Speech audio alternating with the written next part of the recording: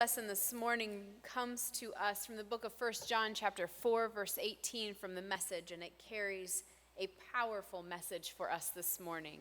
So let us listen to these words. There is no room in love for fear. Well-formed love banishes fear. Since fear is crippling, a fearful life, fear of death, fear of judgment, is one not yet fully formed in love. These are the words of God for the people of God. Thanks be to God. Before we go, I'm a little loud today. Before we begin, I just want to say a word that I'm using some thoughts today from a Dietrich Bonhoeffer sermon entitled "Overcoming Fear." And so I've got some quotes with me today, and I want to share those with you when we're at those points in the message. But I want to say that as we begin, just a reminder that last week on Sunday evening, and many of you were there, we watched the movie Fear Strikes Out. Fear Strikes Out is based on the true life story of baseball player Jimmy Pearsall. And I was later told that it probably wasn't the best movie to show on Father's Day, because there's a very problematic relationship that is developed between Jimmy Pearsall and his father. But the message we want to focus in on today, the theme that comes out of that movie, is this concept that's in the title itself: fear strikes out. I love that phrase, and I love what it means. We all have fears, don't we? I mean, we're all afraid of something. We heard the children up here speaking, and one of the things I did when I was preparing this week was I looked on the internet and found a list of the top 100 fears. Anybody know what number one is? Spiders. That's that arachnophobia. I think it was mentioned up here, wasn't it? That was one of them mentioned. Now, does anybody know what number 100 is? Oh, not so many takers on this one. It's taphophobia. It's the fear of being buried alive in a coffin and waking up underground. It's all of that. That's a very specific fear, isn't it? And we all have those. And as I looked at the list of fears, it was interesting to me because near the top of the list was agoraphobia, which is the fear of crowds, and also monophobia, which is the fear of being alone. And so it's hard to get away from these fears, isn't it? There was globophobia, fear of balloons. And this one has taken the church by storm, I believe, and it's chronophobia, fear of the future. We always embrace the future well in the church, though, don't we?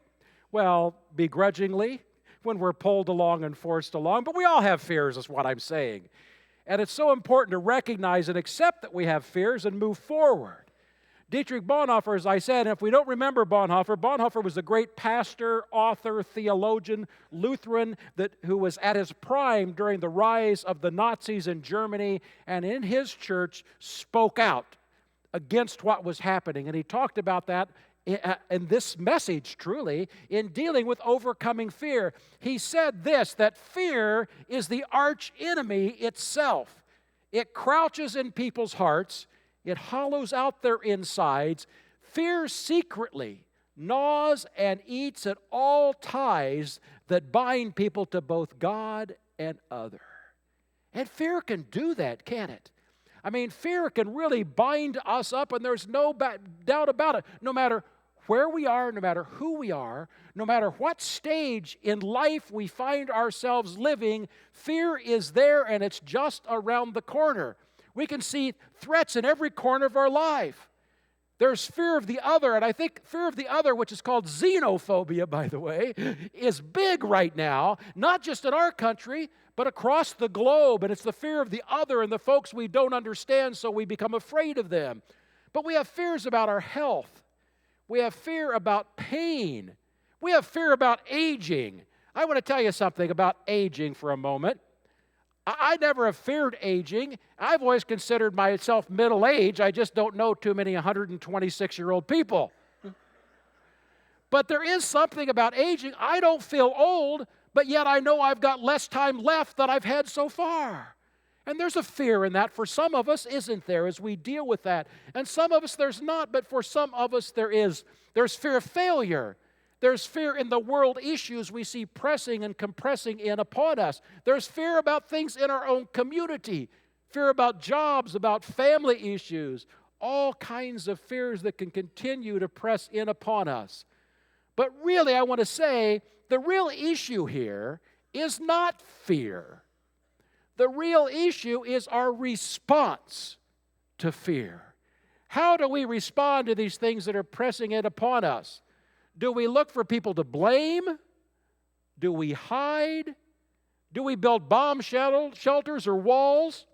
Do we store food up for the next thing that's going to happen? Do we put in security systems that we think can protect us from every outside thing? It's true that it's so easy to get caught up in that and think we can protect ourselves from everything if we can just figure out how to do it. And so we become afraid, and people feed on that, don't they? I know that there are salespersons that will sell you every security device you might imagine to protect yourself. There are preachers who will stand in front of you and push you on those fears about others, about what's happening in your life, and ways to control you.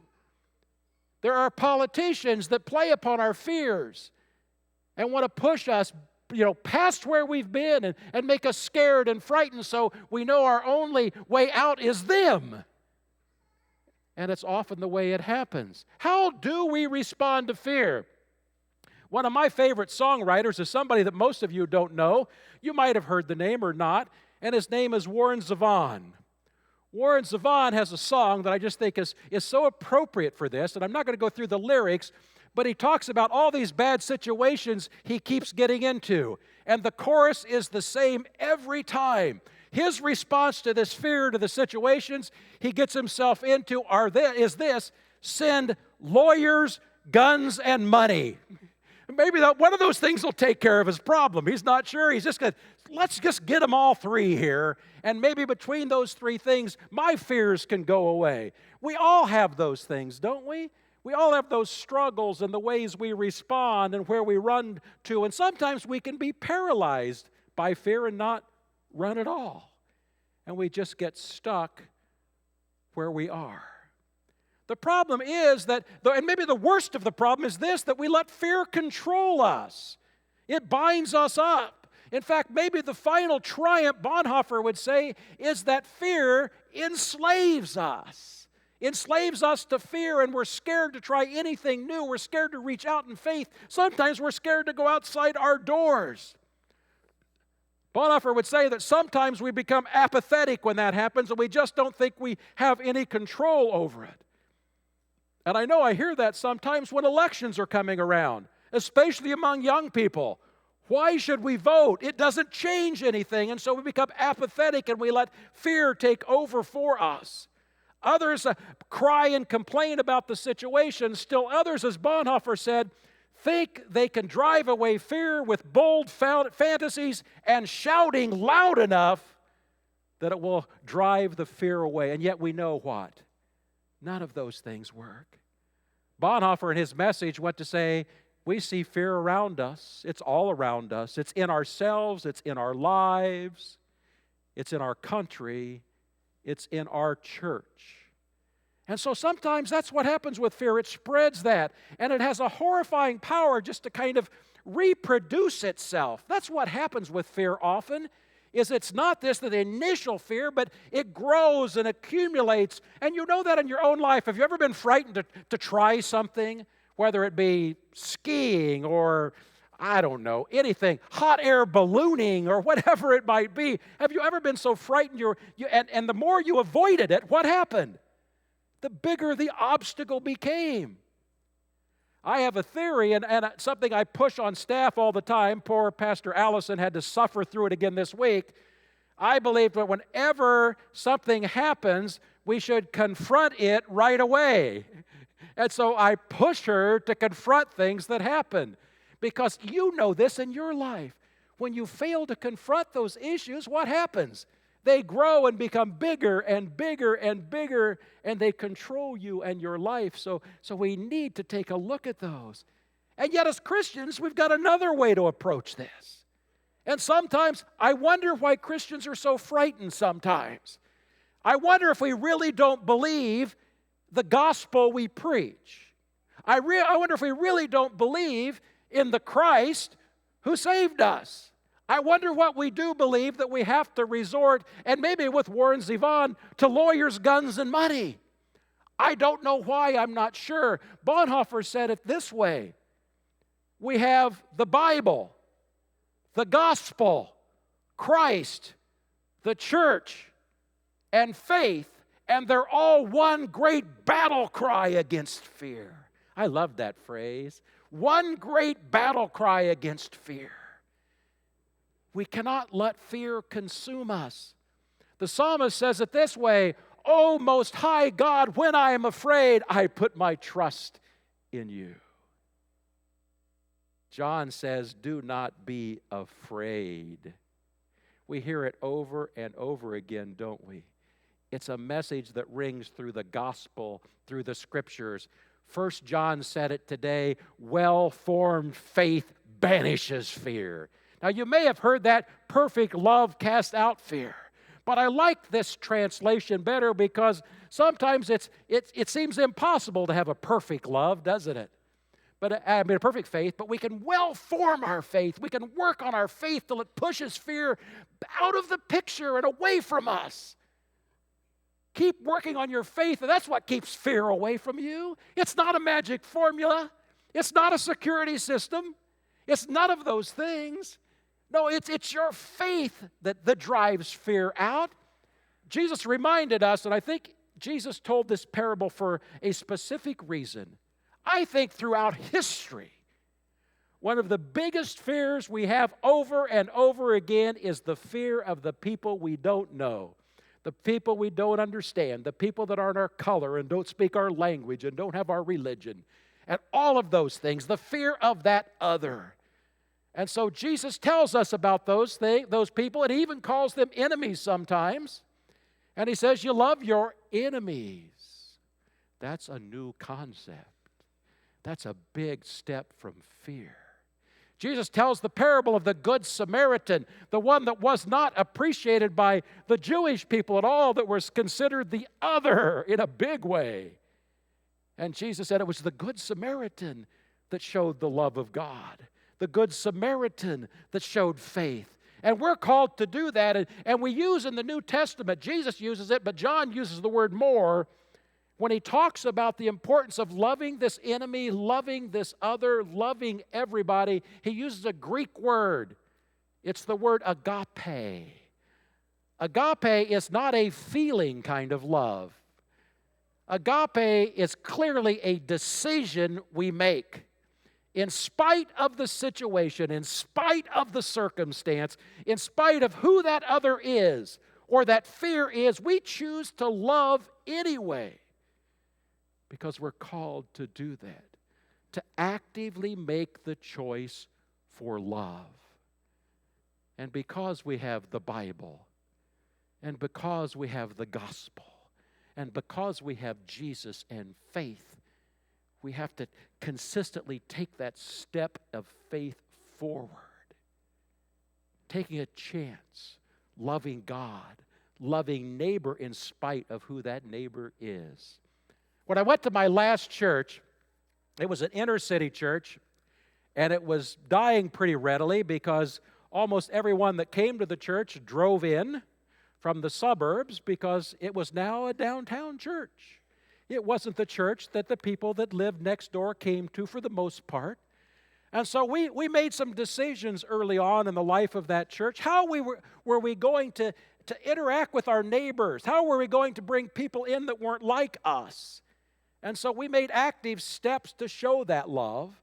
We started ministries to the needy and the homeless that had never existed before. We started reaching out to them. And by the way, when you bring in those that aren't like you, it's not always easy. There are some things that are rubs along the way, like the one day when the women's Bible study was meeting and they went out into the hallway and there was a homeless man using the shower since they'd left the door open. That was an experience for them. There was the time that on our Wednesday evening meal that was free to everyone, that there was a fight that broke out because of a race issue between two of our homeless people, and our choir director and our lay leader had to subdue the fight. And by the way, so you guys have it easy here. I just want to let you both know that. There are those things that happen along the way. There are those mentally ill people that we deal with that come in off the street for needs, for food, for water, but you deal with them. Sometimes they show up for worship, and you deal with them, and you love them. You choose to do that. It's the reason in my last year there, my Easter service, the second service, we had more people of color than white people present. And it was an amazing thing to see Samoans and Tongans and Native Americans and Hispanics and Liberians and African Americans and all kinds of folk worshiping together. And by the way, it would occasionally scare one of my older, usually white folks, when one of my African Americans would stand up during the sermon to give me a witness. And they would say, "Amen," and they would say, "Preach it." And it scared those people a little bit, but we got used to it. I hope that church is continuing to do that ministry of reaching out across the barriers and the lines. But I want to say it can happen in any church. Any church. When I was in Lafayette, nice suburban young church, and we would often bring in from the downtown area people from the homeless shelter, some of whom were mentally ill, and one woman in particular liked to stand up a lot, sometimes during the message. You never knew. It was just whenever she felt like it. One particular Sunday, in fact, it was the Sunday that was announced that I was moving, and the district superintendent knew that she wanted to be there and make that announcement because the church wasn't going to be happy. It may not be the same here. You may cheer, I don't know, but it's like... But whatever it is, she came because she wanted to be there, and she came with her husband, and they were sitting in the worship service, and it just so happens that Charlie, the district superintendent's husband, was sitting next to this woman that often stood up. And so I was preaching, and I was going along, and I look out, and she stands up, and pretty soon I look out, and Charlie's standing right beside her. After church, I went to dinner with Charlie and Kate, and I said, "Well, Charlie, I just got to ask you, why did you do that?" He goes, "She stood up, and I didn't want her to be alone." That's the gospel of Jesus Christ. We reach out, we live with, we eat with, we break bread with those that are different than us. The challenge for us today, the challenge here in Auburn, is to go out and to look for those that aren't here yet, and to look for those to share God's agape love with them, to invite them in and to bring them in, and so they all might be here to feel the gospel of Jesus Christ. They might all be here to feel the love that you're going to give them. They might all feel the love when they stand up that you're going to stand up next to them. And so we're called to do that. And then we're called on a world scale, on a global scale, to stop being so frightened of the other, to stop being so frightened of everything that's out there that might hurt us or cause pain to us, because life causes pain to us sometimes. We're called in the gospel of Jesus Christ to embrace those. Jesus said it more than once in different ways. We go and seek the one that was lost. We go and bring them in. We share the love of Christ with them. And so today, don't let your fears bind you up. Don't let your fears keep you from sharing the love of God with everyone. Don't let your fears just keep you so inside yourself you won't take a step forward. And maybe as a community of faith, maybe with the help of Jesus Christ, maybe we'll be able to claim and to shout so everyone can hear it. At this church, fear strikes out and the gospel wins. Thanks be to God. Amen.